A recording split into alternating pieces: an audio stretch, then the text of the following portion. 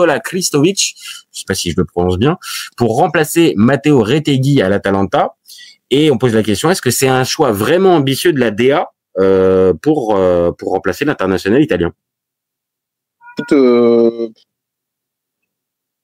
J'ai pas d'avis hyper tranché là-dessus. Moi, je pense que c'est un petit peu, c'est un demi-choix par défaut.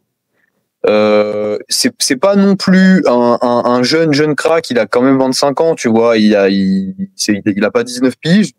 C'est un bon joueur, mais pour moi, c'est pas non plus une giga pépite. Je pense qu'ils font avec les armes qu'ils peuvent. Ça ira, hein. Je pense qu'il fera le taf quand même. Avec Retegui, quand même. Hein. T'as pris un sacré gros chèque avec Retegui. Hein. Retegui qui part en Arabie Saoudite, c'est vendu une 50aine de millions d'euros. Ah oui, non. Toi, parce que tu dis qu'en gros, ils auraient pu prendre mieux, c'est ça que c'est la question que tu poses. Si c'est ça la question. Ah non, attends. Si c'est ça la question, bien sûr.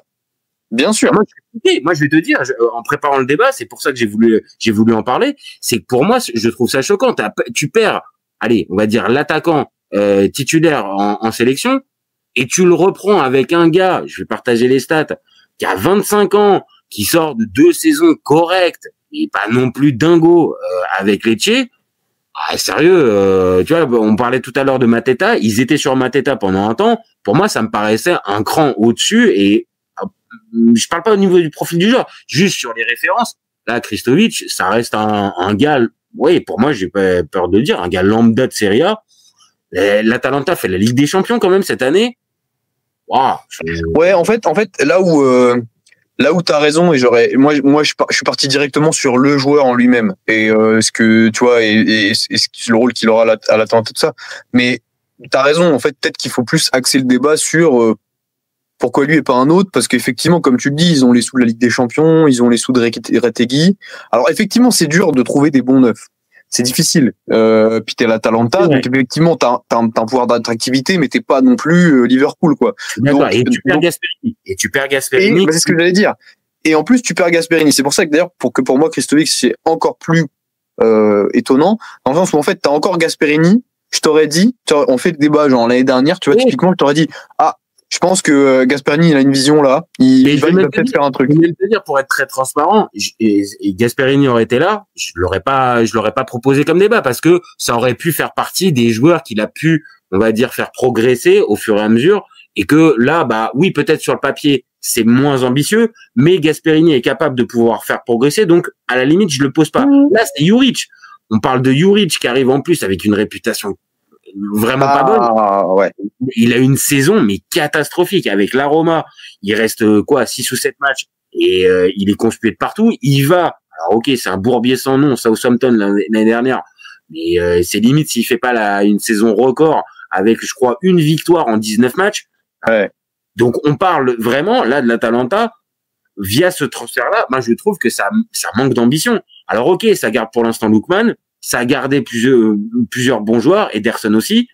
Mais là, sur le choix de ton neuf que tu perds et pour lequel tu vas chercher un gars, encore une fois, moyen plus de Serie A, de 25 ans, pour moi, l'Atalanta, déconne. Même si t'as raison, il y a un pouvoir d'attraction qui est limité. Ils auraient pu franchement aller chercher mieux et je la place Mateta, moi j'aurais préféré. Oui, et même on en parlait tout à l'heure, tu vois à quel point Højlund, il est en difficulté à Manchester, ramène-le. Oui, c'est vrai, parce que t'as raison. Attends, Højlund, c'est là où il explose. Mais t'as raison, j'avoue, ça aurait, pour le coup, ça aurait vraiment du sens. Donc je comprends pas trop. Je comprends pas trop. Après, écoute, pourquoi pas, hein, mais effectivement, ça m'a l'air d'être plus un choix par défaut.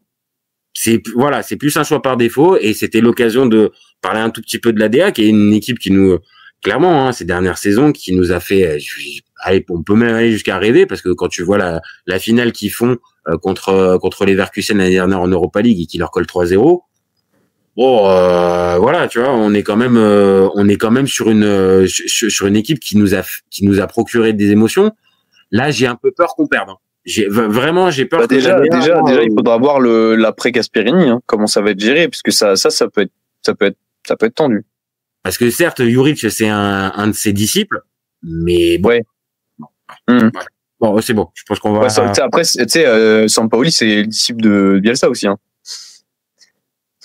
Elle est pas mal celle-là. Elle est pas mal pour terminer. Bon, c'était pour imager un peu, mais. Ah, c'est pas mal, c'est pas mal, c'est pas mal.